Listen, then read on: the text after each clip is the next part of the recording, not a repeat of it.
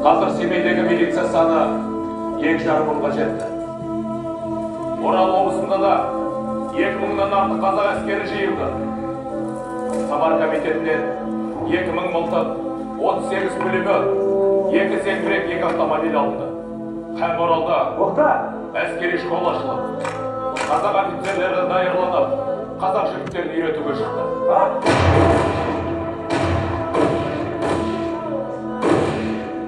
Қазір айналаның бәрі қылған, әлі жеткен білген істеп жатыр.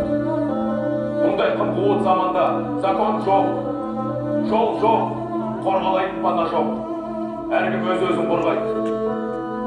Әуелі өлмеске, екінші мал мүлкімізді талауға бермеске, қолдан келген күшімізді, ісімізді сары бетер күн туды.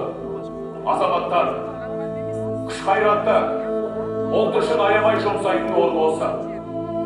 Мақсатымыз ұрпақ қамы.